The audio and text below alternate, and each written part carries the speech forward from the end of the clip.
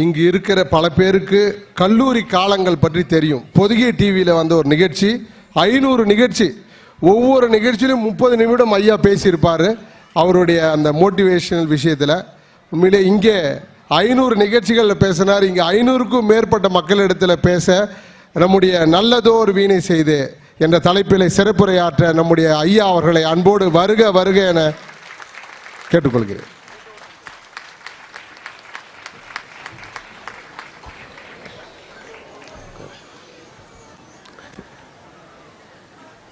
ஒசூர் புத்தகத் திருவிழாவில் இன்றைய நிகழ்ச்சிகளுக்கு தலைமையேற்றிருக்கின்ற தணிக்கையாளர் பாலசுந்தரம் அவர்களே, இங்கே வருகை புரிந்து என்னுடன் தான் பழகிய நாட்களை நினைவு கூர்ந்த அன்பிற்குரிய மாவட்ட வருவாய் அலுவலர் திரு சாதனை குரல் அவர்களே, நெடுங்காலமாக சமூக பணிகளில் விழிப்புணர்வை ஏற்படுத்த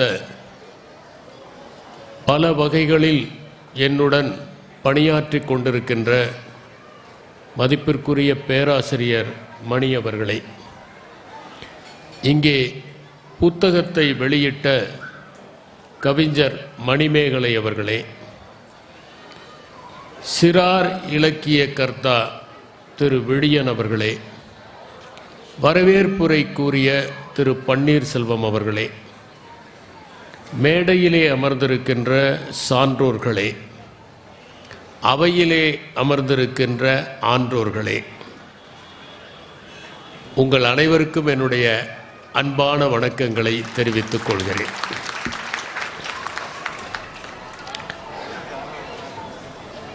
ஓசூர் என்கிற அந்த பெயரை கேட்கிற போதே எனக்கு எப்போதும் ஒரு சிலிர்ப்பு ஏற்படுவது உண்டு.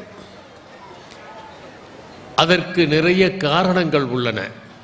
நான் முதலாக ஓசூருக்கு வந்தது 1983ஆம் ஆண்டு வேளாண்மை கல்லூரியில் படிக்கிற போது தென்னிந்திய சுற்றுலாவிற்காக ஓசூருக்கு வந்தது.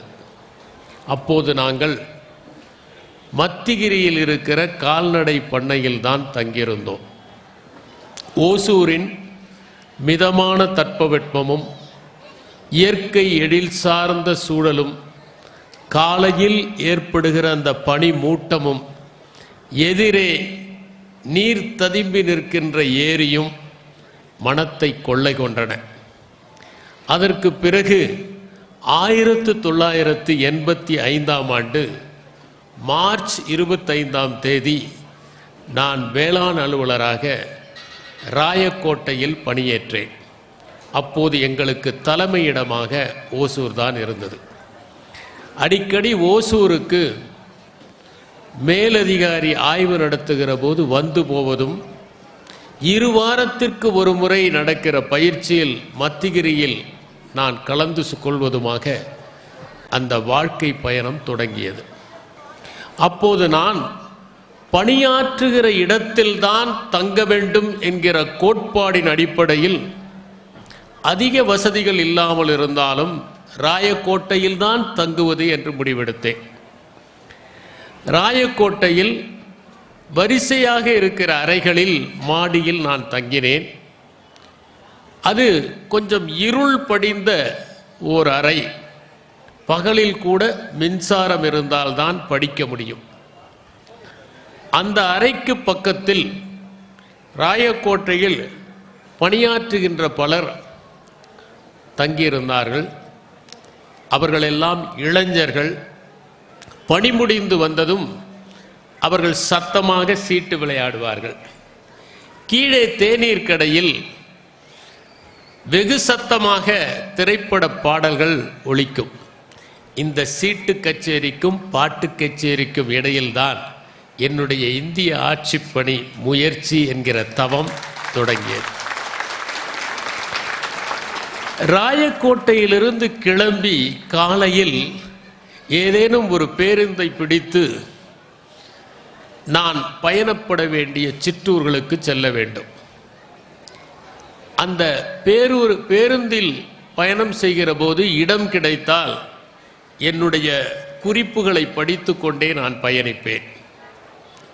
அங்கே இருக்கிற சில சிற்றுண்டி உணவகங்களுக்கு சென்று காலையில் 4 இட்லி சாப்பிட்டு விட்டு 4 இட்லியை தேங்காய் சட்னியை புளி வைத்து அரைத்து மதியம் கெடாமல் இருக்க எடுத்துக்கொண்டு செல்வேன். நானும் என்னுடன் பணியாற்றுகின்ற உதவி வேளாண்மை அலுவலரும் சாப்பிடுவதற்கு ஏதாவது ஒரு கிணற்றை தேர்ந்தெடுப்போம். அப்போதெல்லாம் அந்த பகுதியில் நிலத்தடி நீர் நிரம்பி இருந்தது. இறங்கினால் தண்ணீர் தட்டுப்படும். அந்த கிணற்று கரையிலே அமர்ந்து அந்த இட்லியை மிகவும் சிரமப்பட்டு உள்ளே தள்ளி தண்ணீர் குப்பி இல்லாத காலத்தில் அந்த படிகளின் வழியாக இறங்கி அந்த பாத்திரத்தை அதிலேயே கழுவிவிட்டு அதை அப்படி ஒதுக்கி தள்ளிவிட்டு பாத்திரத்தில் நீரை முகர்ந்து குடிப்பது வழக்கம். இப்படி பணியாற்றுகிற போது சில நேரங்களில் ஆய்வுக்கு வரும்போது இரவு 9 மணிக்கு மேல் ஆகிவிடும். திரும்பி செல்வதற்கு பேருந்து இருக்காது. நான் ஏதாவது ஒரு சரக்குந்தில் ஏறிக்கொண்டு செல்வேன். சரக்குந்தை ஓட்டுபவர்கள் நம்மிடம் சரக்கு இருப்பதாக நினைத்து அருகிலேயே அமர வைத்துக் கொள்வார்கள். அப்படி நான் ராயக்கோட்டையிலே பணியாற்ற நினைவுகளை நினைத்து பார்க்கிறேன். மிகவும் அன்புமயமான மனிதர்கள் அங்கே இருந்தார்கள். அந்த வசதி குறைவுகளை எல்லாம் அவர்கள் புன்னகையால் நான் போக்கிக் கொண்டேன். அவர்களுடைய அன்பினால் நீக்கிக் கொண்டேன். அவர்கள் கரிசனத்தால் அகற்றிக் கொண்டேன். என்னை அக்ரி என்று தான் அழைப்பார்கள். அப்போதே அவர்கள் நான் ஏதோ இந்திய ஆட்சி பணியிலே தேர்ச்சி பெற்று விடுவேன் என்பதைப் போல என்னிடம் அன்பு காட்டினார்கள். அதற்கு பிறகு நான் கிளமங்கலத்திலே பணியாற்றினேன். பிறகு பாலக்கோட்டிலே பணியாற்றினேன். இந்த நினைவுகள் எல்லாம் இந்த பகுதியை பற்றி நினைக்கிற போது நெஞ்சிலே தாலாட்டி என்னை மகிழ வைக்கின்றன. அதற்கு பிறகு இந்திய ஆட்சி பணிக்கு சென்றபோது நான் பணியாற்ற விரும்பிய மாவட்டமாக ஒருங்கிணைந்த தர்மபுரி இருந்தது. ஆனால் ஒருபோதும் எனக்கு அந்த வாய்ப்பு கிடைக்கவில்லை. கடற்கரை மாவட்டங்களில் தான் நான் பணியாற்றி புயலையும் வெள்ளத்தையும் எதிர்கொண்டு வாழ்ந்தேன். அதற்கு பிறகு ஒரு சில நேரங்களில் நான் இந்த ஓசூருக்கும் கிருஷ்ணகிரிக்கும் வந்தது உண்டு. 2006ஆம் ஆண்டு என்னை கண்காணிப்பு அலுவலராக கிருஷ்ணகிரிக்கு நியமித்த போது அப்போதிருந்த மாவட்ட ஆட்சித்தலைவரை நான் ராயக்கோட்டையில் ஒரு மக்கள் தொடர்பு நாள் நடத்த சொல்லி சென்று பார்த்தேன். அங்கிருந்த மனிதர்களை எல்லாம் விழிகள் கொண்டு தேடினேன். பலர் மாற்றலாகியிருந்தார்கள், சிலர் மறைந்து போயிருந்தார்கள், ஒரு சிலர் மட்டுமே இருந்தார்கள், நினைவில் வைத்து கொண்டார்கள்.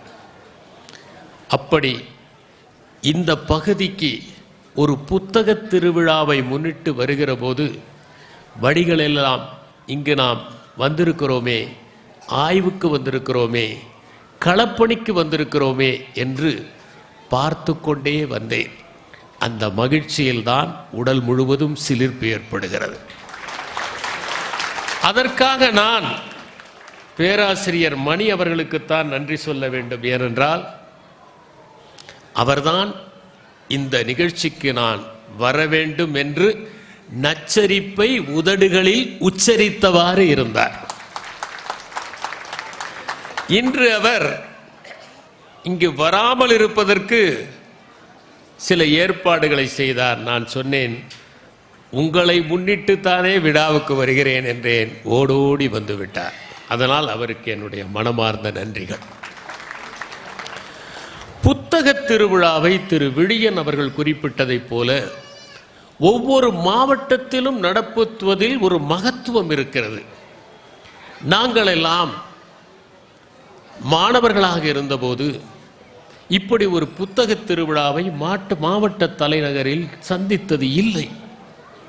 ஏதேனும் நூல் வாங்க வேண்டுமென்றால் மாவட்ட தலைநகரில் இருக்கிற புத்தக கடைகள் போதாது. ஏனென்றால் அவை பாட புத்தகங்களைத்தான் விற்கும். கதை புத்தகங்களையோ கவிதை புத்தகங்களையோ வாங்க முடியாது. நீங்கள் சென்னைக்குத்தான் செல்ல வேண்டும். அங்கே கூட போய் பார்த்து நீங்களே தேர்ந்தெடுக்கும் வசதிகள் ஒரு சில கடைகளில் தான் இருந்தன. புத்தக கண்காட்சி சென்னையிலே நடக்கும்.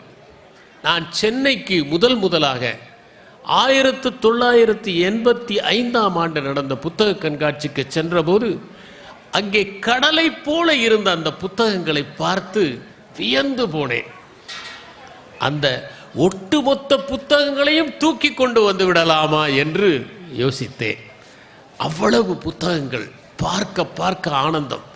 எதை விடுவது, எதை எடுப்பது, எதை வாங்குவது, எதை எடுத்துச் செல்வது என்று மனத்தில் மிகப்பெரிய போராட்டமே நடந்தது. இன்று இந்த இடத்தில் ஒரு புத்தக திருவிழா நடந்து நீங்களெல்லாம் வந்திருப்பதும் பணம் கொடுத்தால் புத்தகம் கிடைக்கும் என்கிற நிலையும் இருப்பது மிகுந்த மகிழ்ச்சிக்குரியது. ஏனென்றால் நாங்கள் போட்டித் தேர்வுக்கு படிக்கிற போது சென்னைக்குத்தான் போக வேண்டும். ராயக்கோட்டையிலே வந்தவுடன் ஓர் ஆங்கில நாளிதழ் வாழ வேண்டும் என்று சொன்னதற்கு ஒரு வாரம் கழித்துத்தான் கிடைக்கும் என்று அவர் சொன்னது எனக்கு இன்னும் நினைவில் இருக்கிறது.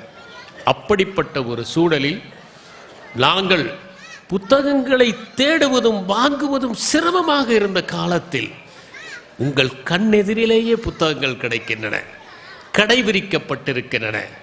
வாங்குவதற்கு நாம் தயாராக இருந்தால் இந்த புத்தக திருவிழா மிகுந்த மேன்மையடைந்து அதன் பயனையும் அதன் நோக்கத்தையும் அடைந்துவிடும். இன்று நான் நல்லதோர் வீணை செய்தே என்கிற அந்த தலைப்பிலே பேச விரும்புகிறேன். நல்லதோர் வீணை செய்தே என்கிற அந்த பாடலில் பாதியை இங்கே வரவேற்புரை வழங்கிய திரு பன்னீர்செல்வம் அவர்கள் படித்து காண்பித்தார். நமக்கு அந்த பாடலை நன்றாக தெரியும். தமிழ் திரைப்படங்களில் கூட அந்த பாடல் இடம்பெற்றிருக்கிறது. வீணை என்கிறது அந்த அற்புதமான இசைக்கருவி கேட்க கேட்க காதுகளை கௌரவப்படுத்துகிற ஒன்றல்லவா? அந்த இசையில் நாம் உருகி போய் விடுவோம் அல்லவா? அப்படிப்பட்ட இசைக்கருவியை யாராவது ஒருவர் புழுதியிலே எரிந்தால் மனம் எவ்வளவு பதைபதைக்கும், மனம் எவ்வளவு வேதனை அடையும். பாரதியாருடைய பாடல் மிகவும் நுட்பமானது. நல்லதோர் வீணை செய்தே அதை நலம் கெட புழுதியில் எரிவதுண்டோ, சொல்லடி சிவசக்தி என்னை சுடர்மிகும் அறிவுடன் படைத்து விட்டாய், வல்லமை தாராயோ இந்த மாநிலம் பயனுற வாழ்வதற்கே, சொல்லடி சிவசக்தி நிலச் சுமையென வாழ்ந்திட புரிகுவையோ, விசையுறு பந்தினை போல் உளம் வேண்டிய படி செல்லும் உடல் கேட்டேன், நசையறு மனம் கேட்டேன், நித்தம் நவமெனச் சுடர் தரும் உயிர் கேட்டேன், தசையினை தீச்சுடினும் சிவசக்தியை பாடும் நல் அகம் கேட்டேன், அசைவரு மதி கேட்டேன், இதை அருள்வதில் உனக்கெதும் தடையுள்ளதோ என்பதுதான் அந்த பாடல். நல்லதோர் வீணை செய்து அதை நாம் இசைக்கத்தானே விரும்புவோம். அதை யாராவது புழுதியில் எரிவார்களா? அப்படி எரிந்தால் அந்த வீணையை செய்வதற்கான நோக்கம் என்ன? செய்யாமலேயே இருந்து இருக்கலாமே. ஒரு மனிதன் இந்த உலகத்தில் தன் வாழ்க்கைக்கான பொருளை கண்டுபிடித்து அதை நிறைவேற்றாமல் இருந்திருந்தால் அவன் தோன்றாமலேயே இருந்திருக்கலாமே, பிறக்காமலேயே இருந்திருக்கலாமே. நல்லதொரு வீணை இசைப்பதற்காகத்தானே, புழுதியில் எறிவதற்கா? வீணை அது விறகல்ல அல்லவா? அதில் நாம் சுடர்மிகும் அறிவுடன் பிறந்திருக்கிறோம். ஒவ்வொரு மனிதனுமே சுடர் மிகுந்த அறிவுடன் இருக்கிறான். அவன் மற்றவரோடு ஒப்பிட்டு தனக்கு அறிவு குறைவு என்று கருத வேண்டிய அவசியமில்லை. அவன் அளவிலே அவன் அறிவு மிகுந்தவன். அவனிடம் ஓர் ஆற்றல் குவிந்து கிடக்கிறது. அதை அவன் அறியாமல் இருப்பதால் புழுதியில் கிடக்கிறான். அவன் பிறந்தது தனக்காக மட்டும் வாழ்வதற்கல்ல, தன்னால் முடிந்தவர்களை எல்லாம் தூக்கிவிடுவதற்காக, உயர்த்துவதற்காக, மேம்படுத்துவதற்காக, மேன்மைப்படுத்துவதற்காக. அதுதான் இந்த நல்லதொரு வீணையினுடைய நோக்கம். இல்லாவிட்டால் இந்த நிலத்திற்கு நாம் சுமையாகத்தானே இருப்போம். நம்மால் எந்த பயனும் இல்லாமல் இருந்தால் இந்த பூமிக்கு ஒரு பாரமாக இருப்போம், இருத்தலுக்கு ஒரு இம்சையாக இருப்போம், தரணிக்கு ஒரு தலைவலியாக இருப்போம், உலகுக்கு ஓர் உறுத்தலாக இருப்போம். இந்த உடலினுடைய நோக்கம் எது என்றால், உள்ளம் எப்போதும் உயிர்ப்புடன் இருக்க வேண்டும். உடல் திடமாக இருப்பதன் நோக்கம் உள்ளத்தை இயக்குவதற்காக, உள்ளம் உயிர்ப்புடன் இருப்பதற்காக. அப்படிப்பட்ட உடல் எனக்கு வேண்டும். நான் இந்த உயிர்ப்பை எப்போதும் தூண்டிவிட்டுக் கொண்டே இருக்க வேண்டும். எப்போதுமே ஆக்கப்பூர்வமான மனநிலையோடு இருக்க வேண்டும். இதை நாம் பெறுவதில் எந்த தடையுமே இல்லையே என்று இருத்தலை கேட்பதுதான் பாரதி எழுதிய பாடல். இதிலே நல்லதோர் வீணையை பற்றி தெரிந்து கொள்வதற்கு முன்னால் நாம் வீணையை பற்றி தெரிந்து கொள்வோம். வீணை என்பது ஒரு நரம்பிசை கருவி. இப்போது இருக்கிற வடிவத்தில் இது உருவானதற்கு தஞ்சையை ஆண்ட ரகுநாதர் என்கிற மன்னர் தான் காரணம். வீணையிலே பலவிதமான வீணைகள் இருக்கின்றன. ருத்திர வீணை, விசித்திர வீணை, நவசித்திர வீணை, மோகன வீணை, சாத்வீக வீணை, ஒட்டு வீணை, ஏகாந்த வீணை என்று பலவிதமான வீணைகள் இருக்கின்றன. தமிழை பொறுத்தவரை நரம்பிசை கருவியாக தொடக்கத்தில் இருந்தது யாழ். அதனால்தான் திருவள்ளுவர் கூட குடலினிது யாழினிது என்று அதை குறிப்பிட்டு இருக்கிறார். யாழிலும் பல்வேறு யாழ்கள் இருந்தன என்பதை நாம் நம்முடைய சங்க இலக்கியங்களை பார்த்து தெரிந்து கொள்கிறோம்.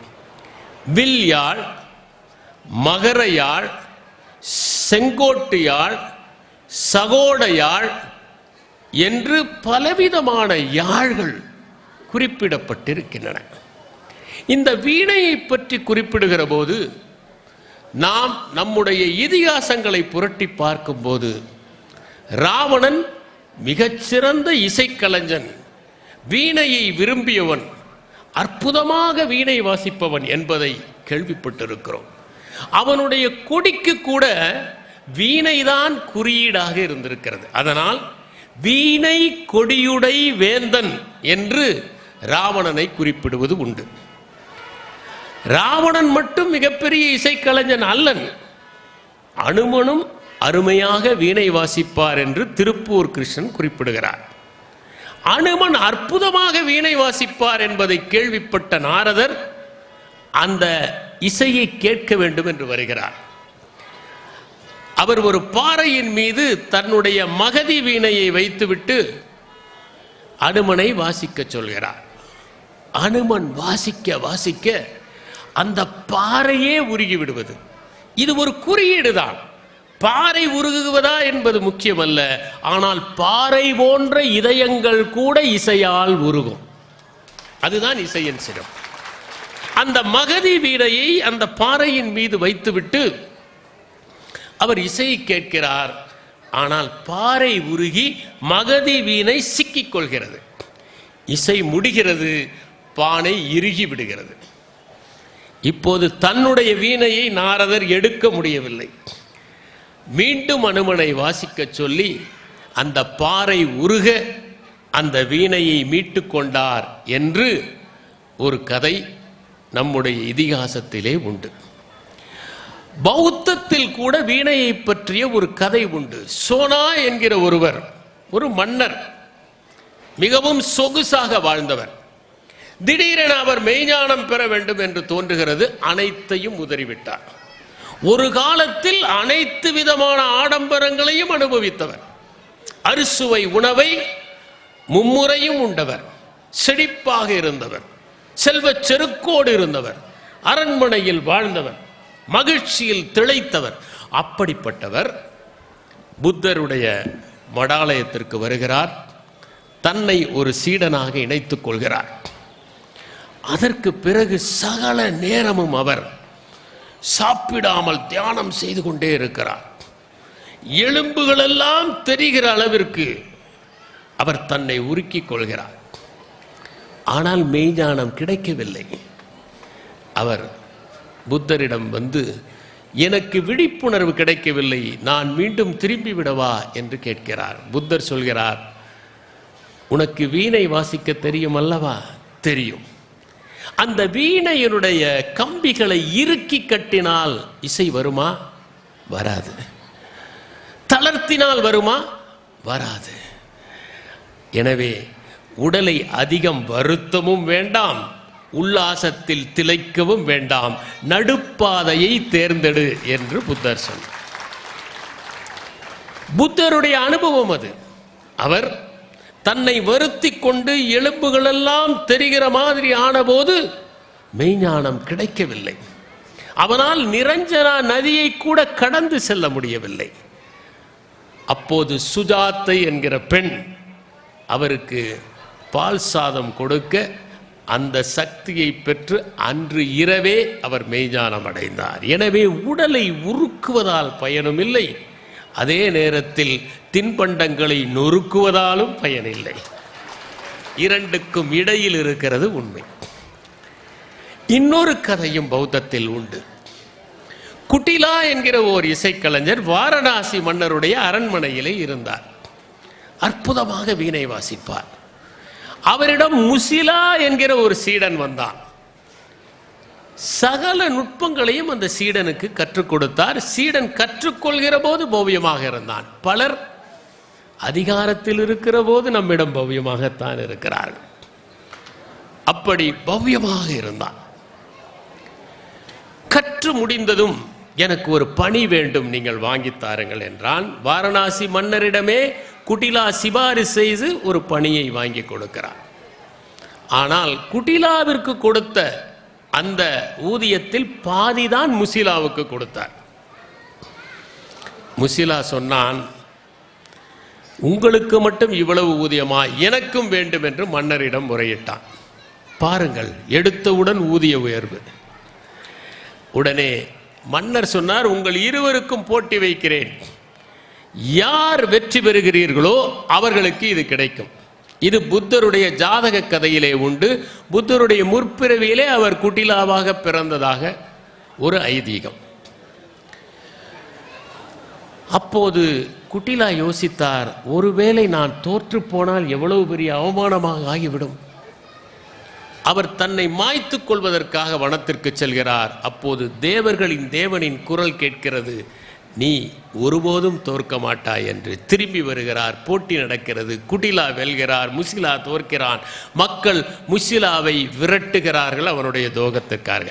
இந்த முசிலா தான் புத்தராக பிறக்கிற போது தேவதத்தனாக பிறந்து தொடர்ந்து அவருக்கு இம்சித்துக் கொண்டிருந்தான் என்பது ஒரு ஐதீகம். நம்முடைய தமிழ் இலக்கியங்களிலும் பிந்தைய காலத்தில் வீணை என்கிற சொல் இடம்பெற்று இருக்கிறது. இன்னிசை வீணையர் யாழினர் ஒருபால் இருக்கோடு இயம்பினர் தோத்திரம் ஒருபால் என்று திருவாசகத்தில் வருகிறது. திருநாவுக்கரசர் மாசில் வீணையும் மாலை மதியமும் வீசு தென்றலும் வீங்கிள வேனிலும் மூசு வண்டுரை புகையும் போன்றதே ஈசன் எந்தை இணையடி நீடலே என்று குறிப்பிடுகிறார். இதிலே முதலாவதாக அவர் இறைமைக்கு இலக்கணமாக சொல்வது அருமையான வீணை இசையைத்தான்.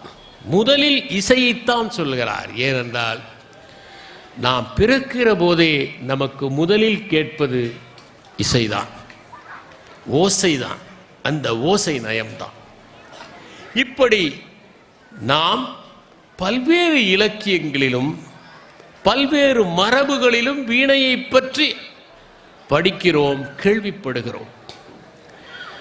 அதிலே நல்லதொரு வீணையை புழுதியில் எறிவது எப்படி என்பதற்கு ஒரு சம்பவத்தை குறிப்பிட விரும்புகிறேன். ஒரு வீட்டிலே ஒரு வீணை இருக்கிறது. முன்னோர்கள் வாங்கி வைத்த வீணை. இப்போது யாரும் வாசிப்பதே இல்லை. அந்த வீணையிலே புழுதி படுகிறது. வாசிக்காத வீட்டில் வீணை ஒரு சுமைதானே, படிக்காத வீட்டில் புத்தகம் ஒரு சுமைதானே. எனவே அந்த வீணையை இந்த வீட்டில் இருக்கிறவர்கள் சென்று வீதியிலே எறிந்து விடுகிறார்கள். அப்போது அந்த வழியே ஒரு இசைக்கலைஞர் வருகிறார். அவர் வீணையை பார்க்கிறார், பதறி போய் விடுகிறார். வீணை வீதியிலா, புழுதியிலா?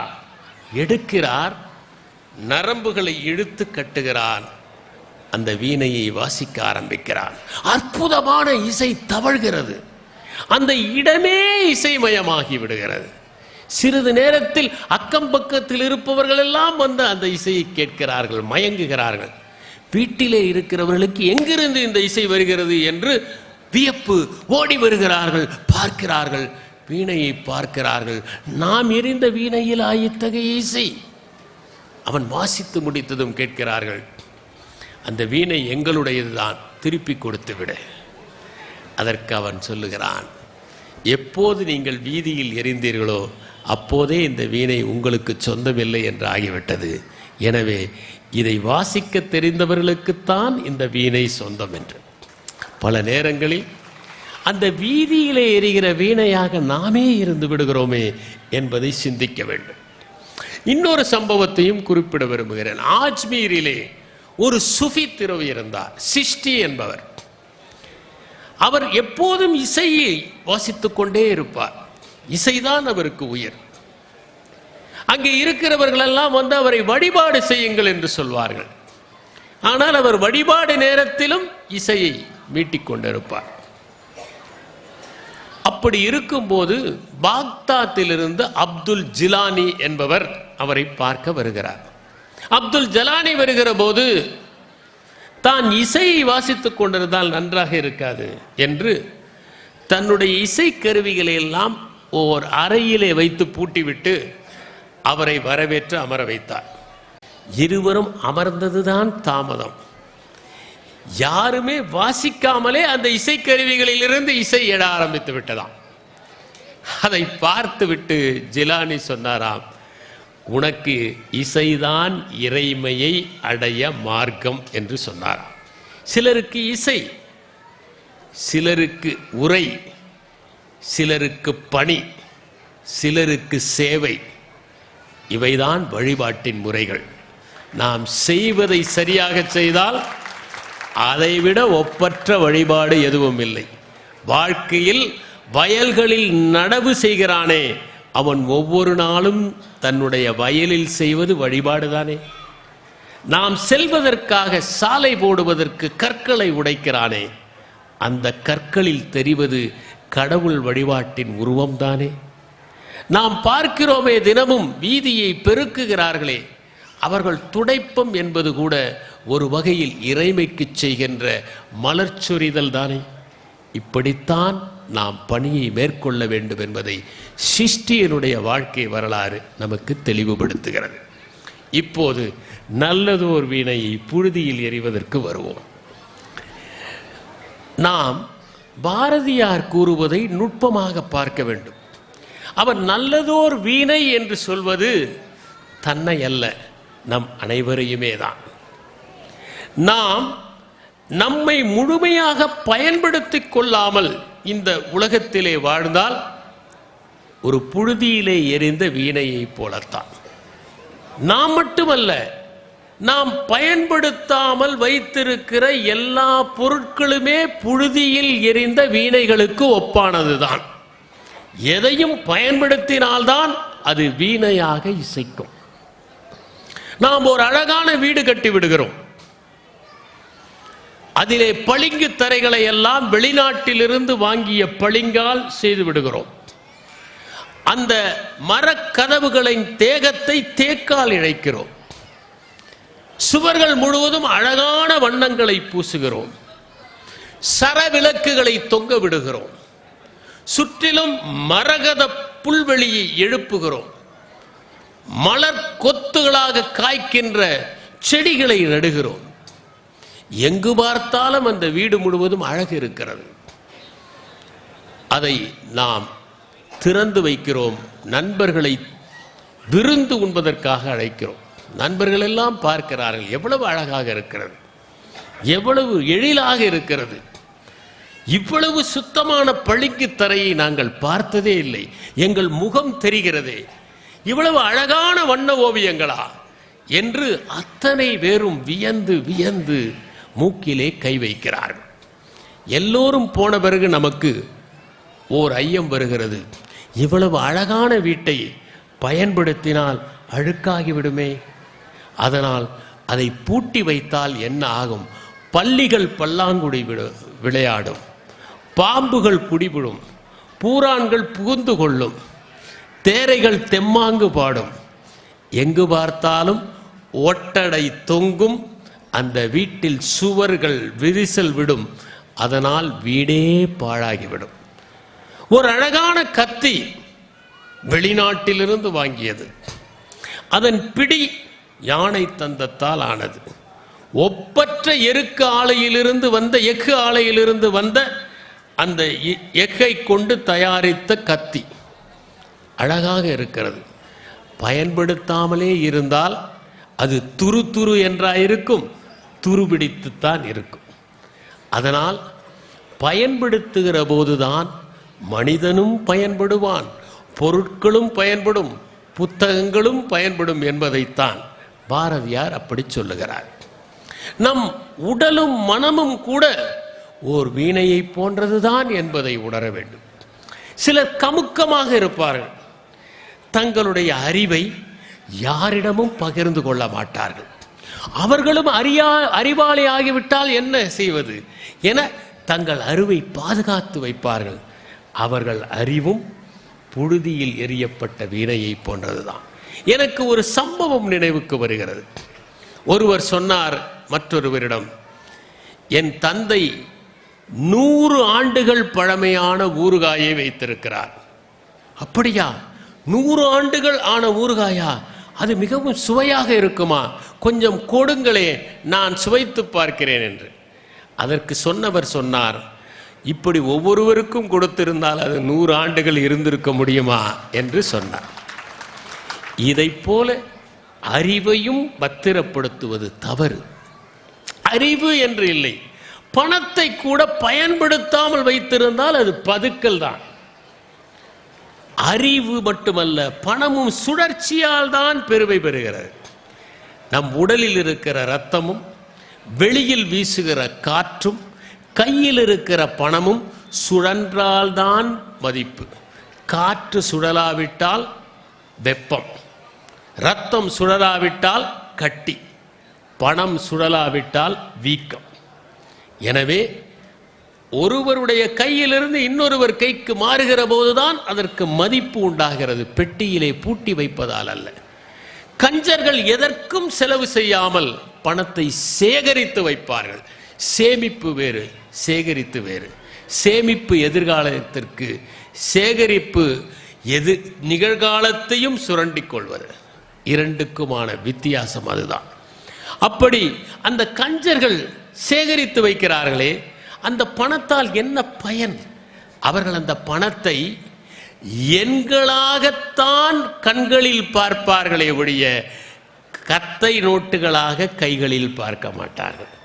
ஆனால் ஓர் அதிசயம், நீங்கள் கஞ்சர்களை பற்றி நகைச்சுவை சொன்னால் அதிகமாக கைத்தட்டுவது கஞ்சர்களாகத்தான் இருக்கும்.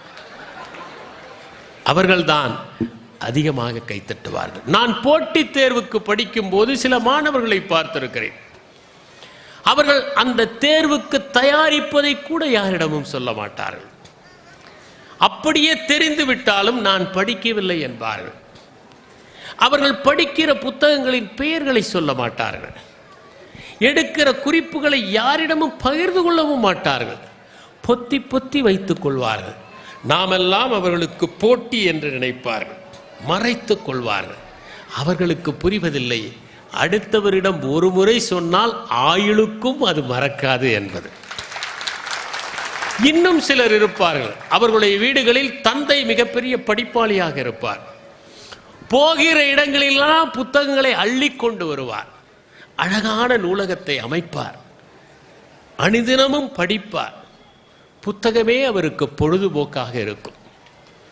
தேடி தேடி இலக்கியங்களை வாங்குவார், அறிவியலை வாங்குவார், சரித்திரத்தை வாங்குவார், அடுக்கி வைப்பார். அவற்றை புதையலைப் போல பாதுகாப்பார். ஒரு நாள் அவர் மறைந்த பிறகு அவருடைய புதல்வர்களில் யாருமே அதை படிக்காமல் இருக்கிற காரணத்தால் புத்தகங்களை என்ன செய்வது என்று கைகளை பிசைந்து கொள்வார்கள். தந்தை படிக்கிற போது புதல்வர்களும் படித்திருந்தால் அந்த புத்தகங்களின் அருமை தெரிந்திருக்கும். இப்போது அதை என்ன செய்வது என்று யோசித்து ஒரு சில நல்ல உள்ளங்கள் படிப்பவர்களுக்கு அதை கொடுக்கலாம் என்று இலக்கியம் படிப்பவரிடம் கொண்டு போய் சேர்ப்பார்கள், விஞ்ஞானம் வாசிப்பவரிடம் கொண்டு போய் சேர்ப்பார்கள். இன்னும் சிலரோ எல்லோருக்குமே பயன்படுத்துமே என்று தந்தையின் பெயரை முத்திரை குத்தி நூலகங்களுக்கு கொடுப்பார்கள். ஒரு சிலருக்கு மனம் வராது, இதை கூட யாருக்கும் கொடுக்க வேண்டாம் என்று அதை அவர்கள் எடைக்கு போடுவார்கள். இன்னும் சிலரோ அதையும் செய்யாமல் அப்படியே வைத்திருப்பார்கள். அவற்றை அதிகம் படிப்பது அங்கே இருக்கிற சிலந்திகளும் வெள்ளி மீன்களுமாகத்தான் இருக்கும். நான் சில இடங்களில் பார்த்திருக்கிறேன். அவர்கள் இது மாதிரி புத்தக திருவிழாவுக்கு வருவார்கள். கொத்து கொத்தாக புத்தகங்களை வாங்கி செல்வார்கள். தங்கள் வீட்டில் அழகான நூலகத்தை அமைத்து அதிலே அடுக்கி வைப்பார்கள். வருகிறவர்கள் எல்லாம் அதை பார்த்து இத்தனை நூல்களையா நீங்கள் வாசிக்கிறீர்கள் என்று அதிசயப்படுவார்கள். ஆனால் இவர்கள் ஒரு நூலை கூட எடுத்து படிக்க மாட்டார்கள். படித்தால் அழுக்காகிவிடும் என்று அதை படிக்கவே அவர்கள் தயங்குவார்கள். இப்படிப்பட்டவர்களும் புழுதியில் தானே வீணையை எரிந்து கொண்டிருக்கிறார்கள். உடலும் மனமும் மட்டுமல்ல, நாம் தினமும் அனுசரித்து கொண்டிருக்கின்ற இந்த அத்தனை பொருளுமே பயன்பாட்டால் பலன் பெறுகின்றன என்பதை நாம் அறிந்து கொள்ள வேண்டும். உடலும் புழுதியில் எரிந்த வீணையாக ஆவது உண்டு. நீங்கள் ஒன்றை பார்க்கலாம், உடலின் எந்த பகுதியை நீங்கள் பயன்படுத்துகிறீர்களோ அந்த பகுதிதான் அழகாக இருக்கும். பயன்படுத்தாத பகுதி அழகை இழந்துவிடும். நீங்கள் தையற் கலைஞருடைய கால்களை பாருங்கள். அவர் தைத்து தைத்து அந்த கால்கள் உறுதியாக தேக்கு போல இருக்கும். நான் என்னுடைய பயிற்சியின் போது வடகிழக்கு மாகாண நண்பர்களை பார்த்து அதிசயப்பட்டது உண்டு. அவர்களுடைய கைகளை விட கால்கள் திடமாக உறுதியாக இருக்கும், கடைந்து எடுத்ததைப் போல இருக்கும். அதற்கு காரணம் அவர்கள் மலைப்பகுதியில் இருந்து வருகிறவர்கள். மலையில் ஏறி ஏறி அவர்கள் கால்கள் அவ்வளவு அழகாக ஆகிவிடுகின்றன. நான் மலேசியாவிலே பயணப்படுகிற போது பணி நிமித்தமாக ஒரு விபத்து ஏற்பட்டது. என் வலது காலில் முறிவு ஏற்பட்டது. 3 மாதங்கள் நான் மருத்துவமனையில் இருந்தேன். ஒற்றை காலில் தான் நடக்க முடிந்தது. தண்டூன்றி ஒற்றை காலில் நடக்க வேண்டும். அப்போது என் வலது காலை விட இடது கால் பருமனாக இருந்தது, வலது கால் சூம்பி போனது. அப்போது மருத்துவர்கள் சொன்னார்கள், பயன்படாவிட்டால் சூம்பித்தான் போகும், பயன்படுத்துவதுதான் அதற்கான வழி. வேஸ்டிங் என்று மருத்துவத்தில் இதற்கு ஒரு குறிப்பு இருக்கிறது. ஆகவே எதை நாம் பயன்படுத்தாமல் இருந்தாலும் அது வீணாகத்தான் போகும். இன்று பல இளைஞர்களை பார்க்கிறோம், மூளைச்சதையோடு இருக்கிறார்கள். காரணம், சகல நேரமும் அவர்கள் கணினி முன்பும் கைபேசி முன்பும் கடுந்தவம் இருக்கிற காரணத்தால் அவர்கள் அப்படி மூளைச்சதையோடு இருக்கிறார்கள். அவர்கள் தங்களுடைய உடலின் சகல பாகங்களையும் பயன்படுத்த கற்றுக்கொள்ள வேண்டும். நாம் கைகளுக்கு செய்ய வேண்டிய பயிற்சிகளை செய்தால் கைகள் பலன் பெறும். கால்களுக்கு நடைபயிற்சி செய்தால் கால்கள் பயன்பெறும். மணிக்கட்டிற்கு செய்ய வேண்டிய பயிற்சிகளை செய்தால் மணிக்கட்டு பயன்பெறும். முதுகுக்கு செய்ய வேண்டிய பயிற்சிகளை செய்தால் முதுகுக்கு பயன் வரும், மூளைக்கு செய்ய வேண்டிய பயிற்சிகளை செய்தால் தான் மூளை பயன்பெறும். சிலருக்கு திடீரென ஞானோதயம் ஏற்பட்டுவிடும். நாளையிலிருந்து நான் நடைபயிற்சி செய்வேன் என்று முடிவு செய்வார்கள். நண்பர் ஒருவரையும் தெரிவிப்பார்கள். 2 நாள் அவர்கள் நடைபயிற்சி செய்திருப்பார்கள். 3வது நாள் 5 மணிக்கு வெளியே நடைபயிற்சி செய்கிற போது மற்றவர்களையும் பார்த்து இவர்களெல்லாம் தூங்கி கொண்டிருக்கிறார்கள், சோம்பேறிகள், நாம் எவ்வளவு சுறுசுறுப்பாக சென்று கொண்டிருக்கிறோம் என்று விமர்சனம் செய்து கொண்டு போவார்கள். 1 வாரம் நடைபயிற்சி நடக்கும். அதற்கு பிறகு முடக்கம். அதோடு நிறுத்தி விடுவார்கள். நடைபயிற்சி நின்று போய்விடும். நம்முடைய மளிகை கடைகளில் நீங்கள் சென்று பார்த்தால் ஓர் அற்புதமான வாசகத்தை எழுதியிருப்பார்கள். இன்று ரொக்கம், நாளை கடன். இந்த வாசகம் ஒரு மெய்ஞான தத்துவம். அது ஜென் தத்துவத்தை போன்றது. ஏனென்றால் என்று நீங்கள் சென்றாலும் நாளைக்கு கடன் என்றுதான் இருக்கும். நீங்கள் அடுத்த நாள் போய் நேற்று நீ கடன் கொடுத்ததாக சொல்ல என்று சொல்ல முடியாது. வாசகத்தை பாருங்கள். ஏனென்றால் நாளை என்பது வருவதே இல்லை, இன்று மட்டும்தான் வருகிறது. நாளை வந்தாலும் இன்றாகத்தான் வருகிறது. அதுதான் அதனுடைய தத்துவம். நாளை செய்வோம் என்று ஒன்றை ஒத்தி போட்டால் நீங்கள் அதை புழுதியில் எறிவதைப் போலத்தான் இருக்கிறது என்பதை புரிந்து கொள்ள வேண்டும். அதனால் உடலை பொறுத்தவரை நாம் ஒன்றை புரிந்து கொள்ள வேண்டும். உடலை பயன்படுத்துவது என்பது அவசியம். நாங்கள் பள்ளியிலே படிக்கிற போது எங்கள் உடற்பயிற்சி ஆசிரியர் ஒரு கருத்தை சொன்னார்.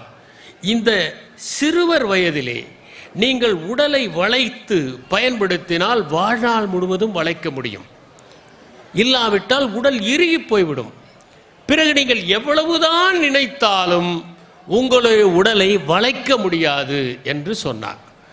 இப்போது கூட ஜப்பான், இந்தோனேசியா போன்ற நாடுகளுக்கு நீங்கள் சென்றால் அவர்கள் பெரும்பாலான நேரங்களில் தரையில் சம்மணமிட்டுத்தான் அமர்கிறார்கள். அதனால்தான் அங்கே பல பேர் பல பந்தயங்களில் பதக்கங்கள் பெறுகிறார்கள். சம்மணம் போட்டு அமர்கிறார்கள். ஆனால் நாமும் ஒரு காலத்திலே சம்மணம் போட்டு கீழே அமர்ந்த போது உடல் வளைந்தது. மூட்டு வழி இல்லை, முழங்கால் வழி இல்லை, மூட்டு மாற்று அறுவை சிகிச்சைகள் இல்லை. அனைவரும் திடமாக இருந்தார்கள்.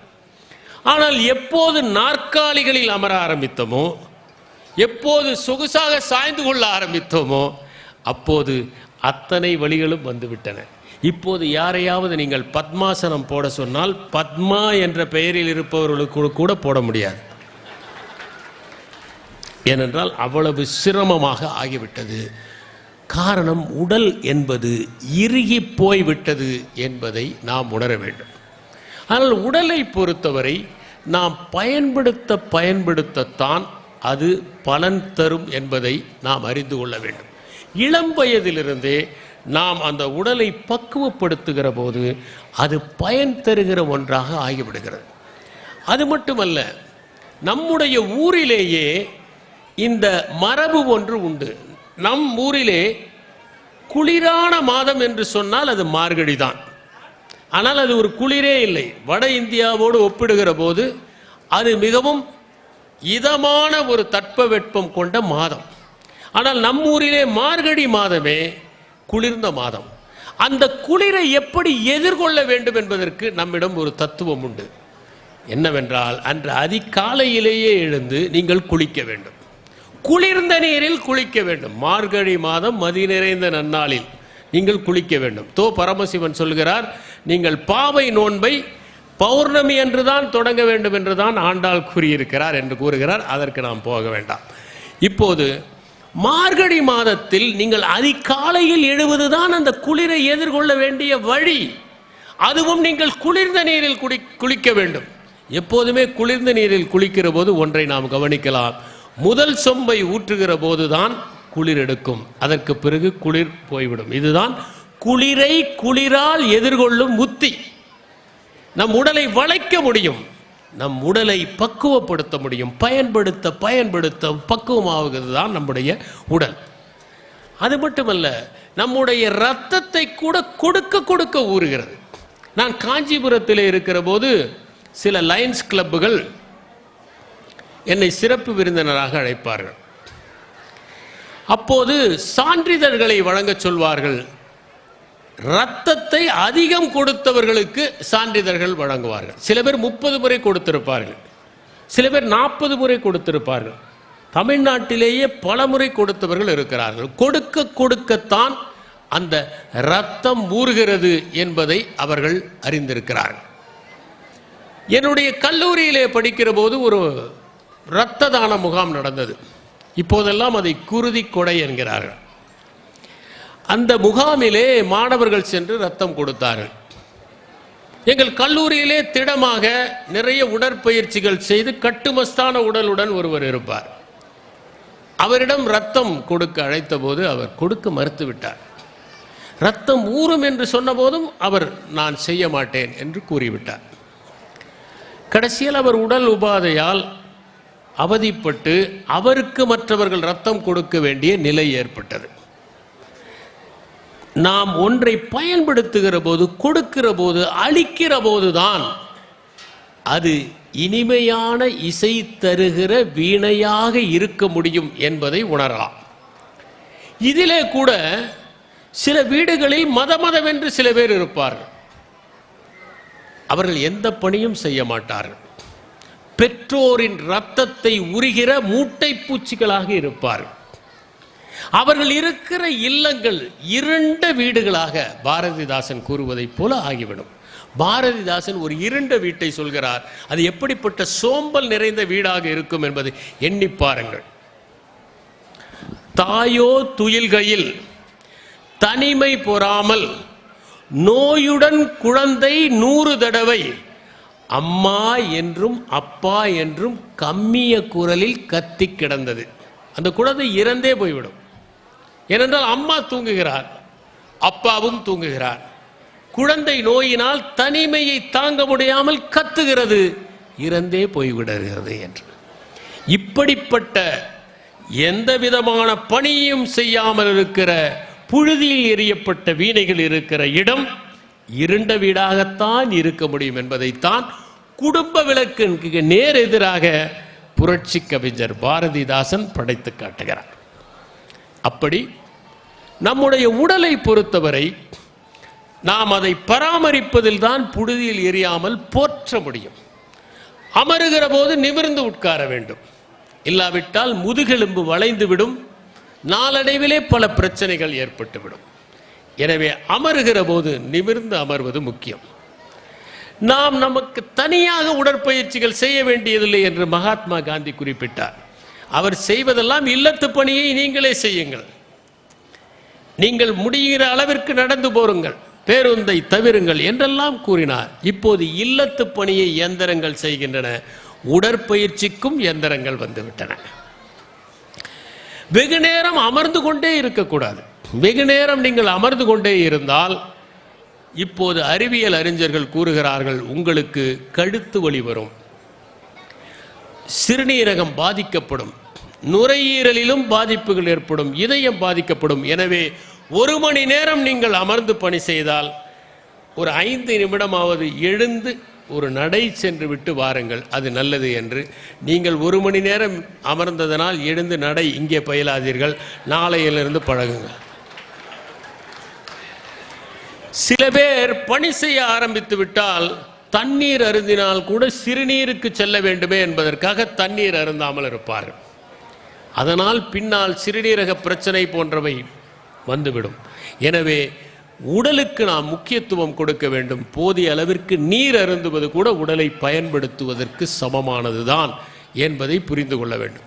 சாப்பிடுகிற போது நான் சமச்சீர் உணவை சாப்பிட வேண்டும். பலர் சாப்பிடுகிற போதும் கைபேசியை வைத்துக் கொண்டே சாப்பிடுகிறார்கள்.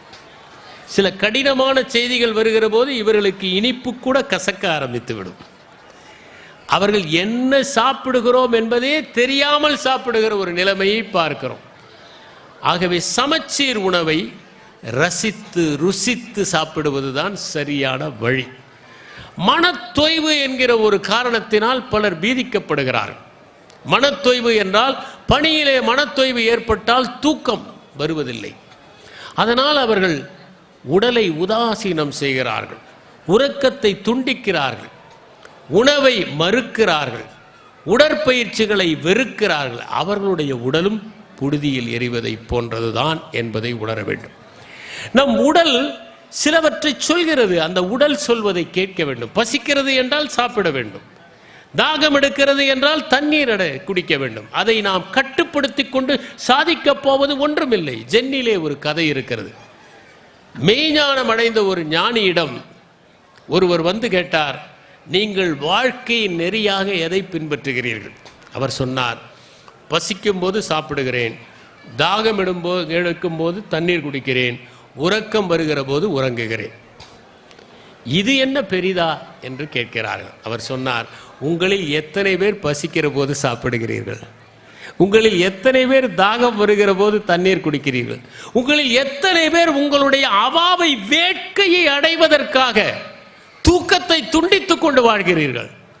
எனவே இதை செய்யுங்கள் போதும் என்று சொன்னார். அது மிகவும் முக்கியமான ஒன்று. இந்த உலகத்தில் சிலரை பார்க்கிறோம், மல்லிகை மொட்டுக்களைப் போல சிறுவர்களாக இருக்கிற போது இருக்கிறார். ஆனால் தீய பழக்கங்களில் மாட்டிக்கொண்டு போதை பழக்கத்தை மேற்கொண்டு அவர்கள் வாடி வதங்கி வாழ்க்கையை வீணடித்துக் கொள்வதை பார்க்கிறோம்.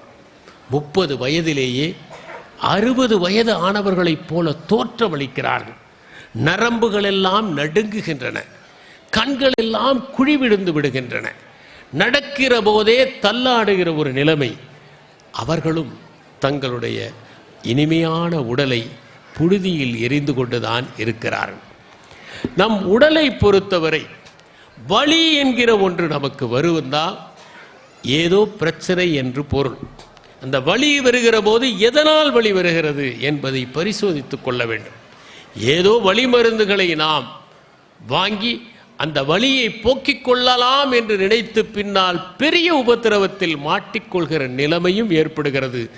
அதற்கு முக்கியமான காரணம் நாம் உடலை மதிக்காமல் இருக்கிறோம் என்பதுதான் பொருள். அந்த உடலை மதிப்பது மிகவும் முக்கியம். நம்முடைய வாயை சிலர் அறவை மில்லாக பயன்படுத்துவார்கள். எதையாவது அவர்கள் அரைத்து கொண்டே இருப்பார்கள். அப்படி இருவதும் உபத்திரவம்தான். எனக்கு தெரிந்த ஒருவர், அவருக்கு நீரிழிவு நோயும் உண்டு, இரத்த கொதிப்பும் உண்டு. தொடர்ந்து மாத்திரைகள் சாப்பிட்டு கொண்டிருந்தார். ஆனால் ஒரு முறை ஏதோ மங்கள நிகழ்வுக்காக சென்ற இடத்தில் மகிழ்ச்சியின் காரணமாக மாத்திரைகளை மறந்தார். 10 நாட்கள் மாத்திரை சாப்பிடவில்லை. அவருக்கு பக்கவாதம் வந்து நடப்பது சிரமமாகி மிகுந்த இன்னலுக்கு உள்ளாகிவிட்டார். இன்னும் சரியாக நடக்க முடியும். இதை நான் குறிப்பிடுவதற்கு காரணம், இந்த உடல் நமக்கு அழகாக படைக்கப்பட்டிருக்கிறது. அந்த உடலை பாதுகாப்பதும் மிகவும் முக்கியம். என்னுடைய அலுவலகத்திலே ஒருவர் பணியாற்றினார். 40 வயதில் அவர் அலுவலக உதவியாளராக வந்து சேர்ந்தார். அதற்கு முன்பு ஆட்டோ ஓட்டி கொண்டு இருந்தார். அப்படி சேர்ந்தவர் இந்த ஊதியம் தனக்கு போதவில்லை என்பதற்காக அலுவலகம் முடிந்து 6 மணிக்கு பிறகு இல்லத்திற்கு சென்று இரவு நேரத்தில் ஆட்டோ ஓட்ட ஆரம்பித்தார். அதிகமான பணி சுமையின் காரணமாக அவர் இதய நோய் ஏற்பட்டு பிறகு மருத்துவ சிகிச்சை மேற்கொண்டு அறுவை சிகிச்சையின் மூலமாக உயிர் வாழ்ந்து கொண்டிருக்கிறார். நாம் நம்முடைய உடலை கூட எவ்வளவு பயன்படுத்த வேண்டும், எவ்வளவு இறுக்கி கட்டலாம் என்பது முக்கியம். அந்த நான் சொன்ன அந்த உருவக கதையிலே வந்ததைப் போல இன்னும் இறுக்கி கட்டினால் நரம்புகளே அருந்துவிடும் என்பதுதானே உண்மை. அதனால் சில பேர் தன்னுடைய பணியிலே மிகுந்த அவாவாக இருந்து இன்னும் பதவி உயர் வேண்டும், இன்னும் பெரிய இடம் போக வேண்டும், இன்னும் பணம் வேண்டும் என்று ஓடிக்கொண்டே இருப்பார்கள். தூக்கத்தை புறக்கணிப்பார்கள். எப்போது பார்த்தாலும் எதையாவது சாதிக்க வேண்டும், அடுத்தது என்ன அடுத்தது என்று ஓடுவார்கள். அப்படிப்பட்டவர்கள் ஒரு கட்டத்தில் விரக்தி அடைந்து எரிந்து போன விளக்காக ஆகிவிடுவார்கள். அதை பர்ன் அவுட் சிண்ட்ரோம் என்று சொல்லுவார்கள். ஒரு கட்டத்தில் அவர்கள் வெறுத்து போய் தற்கொலை செய்து கொள்வது கூட உண்டு. அதனால்தான் உடலுக்கும் நம்மீது உரிமை இருக்கிறது என்று நபிகள் நாயகம் ஸல்லல்லாஹு அலைஹி வஸல்லம் அவர்கள் குறிப்பிட்டார். நம் உடலுக்கும் நம் மீது உரிமை இருக்கிறது. எல்லோருக்கும் உரிமை இருப்பதைப் போல உடலுக்கும் உரிமை இருக்கிறது. உடலை பேணி பாதுகாப்பது என்பது மிகவும் முக்கியம் என்பதை நாம் புரிந்து கொள்ள வேண்டும். நம் அறிவையும் பயன்படுத்தாவிட்டால் அது புழுதியில் எரிவதைப் போலத்தான். இந்த புத்தக திருவிழாவே அறிவை பயன்படுத்துவதற்காகத்தான். தொட்டனை தூறும் மணற்கேணி என்று திருவள்ளுவர் சொன்னதற்கு காரணம், நீங்கள் தோண்ட தோண்ட மணல் வருவதைப் போல நீங்கள் தோண்ட தோண்டதான் இன்னும் படிக்க வேண்டியது அதிகம், தெரிந்து கொள்ள வேண்டியது அதிகம் என்கிற உணர்வு ஏற்படும். தொடர்ந்து தேடுவதற்காகத்தான் அது பயன்படுகிறது. நாம் அறிவை கூட நாம் பயன்படுத்துவதற்கு புதிய புதிய முயற்சிகளை செய்ய வேண்டும். எதையாவது ஒன்றை வாழ்நாள் முழுவதும் கற்றுக்கொண்டே இருக்க வேண்டும். ஒரு புத்தகமாவது வாசித்துக் கொண்டிருக்க வேண்டும். எதையும் செய்யாமல் இருக்கிறவன் அறிவை புழுதியிலே எரிந்து விடுகிறான். நீங்கள் கற்றதை ஒரே ஒரு முறை யாருக்காவது உரைத்து விட்டால் வாழ்நாளெல்லாம் அது நினைவிலே இருக்கும். ஏனென்றால் அதுதான் நினைவிலே வைத்துக் கொள்வதற்கான வழி. பேராசிரியர்களுக்கெல்லாம் பாடம் மறக்காமல் இருப்பது மாணவர்களுக்கு தொடர்ந்து சொல்லிக்கொண்டே இருக்கிற காரணத்தினால்தான். இல்லாவிட்டால் மறந்து போய்விடும். அடுத்தது, ஒரே இடத்திலே இருந்தால் அவர்கள் தேங்கி விடுவார்கள். காற்று தேங்கினால் நாற்றம் வரும், நீர் தேங்கினால் சாக்கடையாகும். எதுவும் தேங்கக்கூடாது. தொடர்ந்து இயங்கிக் கொண்டே இருப்பது தானே வாழ்வினுடைய பொருள். இந்த உலகம் இயங்கிக் கொண்டே தானே இருக்கிறது. எனவே ஓரிடத்தில் மட்டும் தங்கிவிடாமல் தொடர்ந்து பயணம் மேற்கொள்கிற மனிதர்கள் நிறைய கற்றுக்கொள்கிறார்கள், அறிவை பயன்படுத்துகிறார்கள். ஒவ்வொரு மனிதனுமே ஓர் உலகமாக இருக்கிறான். அவனிடமிருந்து நீங்கள் அன்பை கற்றுக்கொள்ளலாம், கருணையை கற்றுக்கொள்ளலாம், பாசத்தை கற்றுக்கொள்ளலாம், எப்படி பழகுவது என்பதை கற்றுக்கொள்ளலாம். கற்றுக்கொள்வதற்கு விரும்புகிறவர்கள் பயணம் மேற்கொள்வதன் மூலம் அதை அடைகிறார்கள். அடுத்ததாக, நம்முடைய மூளையை கூட நாம் பயன்படுத்த வேண்டும். மூளைக்காக தனியாக நாம் பயிற்சிகள் செய்வது இல்லை. நாம் மூளையை ஏதோ கிடைத்தது என்று நினைத்து கொண்டிருக்கிறோம். மூளைக்கும் பயிற்சி தேவை, உணவு தேவை. மூளையை பற்றி நிறைய தவறான கற்பிதங்கள் இருக்கின்றன. 10% தான் நாம் பயன்படுத்துகிறோம். இல்லை, மூளை எப்போதுமே எழுதுவதற்கும் படிப்பதற்கும் அல்ல. நான் நேராக நின்று பேசுவது கூட மூளையின் செயல்பாடு தான். என் கைகளை அசைப்பது கூட மூளையின் செயல்பாடு தான். எனவே நாம் மூளையை பயன்படுத்துவதை என்பதை அமர்ந்து கொண்டிருக்கிற போதும் நீங்கள் இதை கவனிக்கிற போதும் கூட பயன்படுத்தி கொண்டிருக்கிறீர்கள். மூளையை பொறுத்தவரை உபயோகிப்பாய் அல்லது இழப்பாய். நம்முடைய நரம்பணுக்கள் வயதாக செயலிழந்து கொண்டே இருக்கின்றன. அவற்றை புதுப்பிப்பதற்கு நாம் எதையாவது கற்றுக்கொள்ள வேண்டும். இசையை கற்றுக்கொள்ளலாம், ஒரு இசை நிகழ்ச்சிக்கு போகலாம், ஒரு புத்தக திருவிழாவுக்கு போகலாம், ஒரு சொற்பொழிவை கேட்கலாம், ஒரு நடன காட்சியை பார்க்கலாம், நீங்கள் கவிதை எழுதலாம், அந்த கவிதையை நீங்களே படித்துக் கொள்ளலாம். எப்படியோ எப்படி செய்தாவது உங்கள் நரம்பணுக்கள் புதிதாக உருவாவதற்கு நீங்கள் வழி செய்வது மிகவும் முக்கியம். இல்லாவிட்டால் அதில் பயனில்லை. புழுதியில் எரியாமல் இருக்க வேண்டும் என்றால் நாம் தீய பழக்க வழக்கங்கள் சிக்கிக்கொள்ளக்கூடாது. நம் மனத்தில் தீய எண்ணங்கள் உருவாகக்கூடாது. ஒருவேளை நம்மை அறியாமல் ஒரு தீய எண்ணம் உருவானால் அந்த தீய எண்ணத்தை நீங்கள் ஒரு நல்ல எண்ணத்தால் போக்கிக் கொள்ள வேண்டும். ஆப்பிரிக்க பழங்குடிகள், திபெத்தியிலே இருக்கிற பழங்குடியினரிடம் ஒரு மரபு இருக்கிறது. அவர்கள் யாரையாவது அடிப்பதைப் போல ஒரு கனவு வந்தால் அடுத்த நாள் அன்று பழங்களோடு சென்று யாரை அடித்ததாக கனவு கண்டார்களோ அவர்களிடம் சென்று கொடுப்பார்கள். என்ன ஆயிற்று என்று கேட்டால், நேற்று உங்களை அடிப்பதைப் போல நான் ஒரு கனவு கண்டேன். எனவே என் மனத்தில் ஏதோ வன்மம் இருந்திருக்கிறது. அதை நீக்குவதற்காகத்தான் உங்களிடம் வந்து நான் அன்பை பெருக்கிக் கொள்வதற்கு இதை செய்கிறேன். எவ்வளவு மேன்மையான பழக்கம்! நாம் இருந்தால் இன்னும் கொஞ்சம் கனவு வந்திருக்கலாமே, இன்னும் முழுதாக அடித்திருக்கலாமே என்று யோசிப்போம். அப்படி அவர்கள் செய்வார்கள். ஒரு தீய எண்ணத்தை நல்ல எண்ணத்தால் நாம் போக்கிக் கொள்வது, சமன் செய்து கொள்வது என்பதை கூட நாம் செய்யலாம். எனவே இந்த உலகத்தை பொறுத்தவரை நாம் செய்ய வேண்டிய ஒன்று, எதையும் பக்குவத்தோடு அணுகுவதும், எதையும் தரமான முறையிலே அணுகுவதும், எதையும் வளர்த்து கொள்வதற்காக அணுகுவதும் தான். நம்முடைய மனத்திலே தீய எண்ணங்கள் ஒருபோதும் வரக்கூடாது என்று வாழ்வதுதான் மேம்பட்டது. நம் அறிவை முறையாக பயன்படுத்துவது என்பது ஏதேனும் ஒன்றை புதிதாக செய்து கொண்டிருப்பது, கற்றுக்கொண்டிருப்பது என்று நான் சொன்னேன். ஆனால் நம்முடைய மூளை ஒரு சோம்பேறி மூளை. மூளையை நீங்கள் ஏமாற்றலாம்.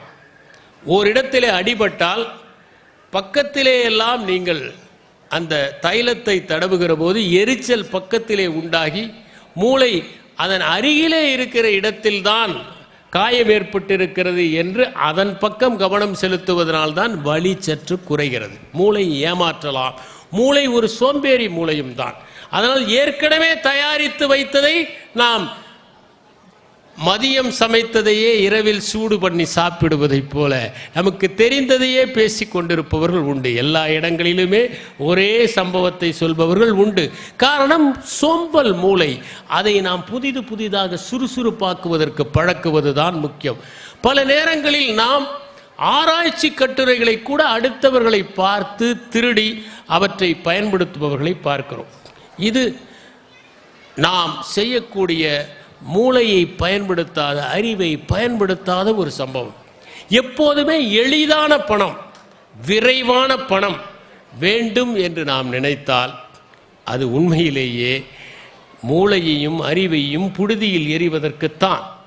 அடுத்தவர்கள் மீது பொறாமை கொள்கிற போதெல்லாம் நாம் நம்முடைய அழகிய மனத்தை புழுதியிலே எறிந்து விடுகிறோம்.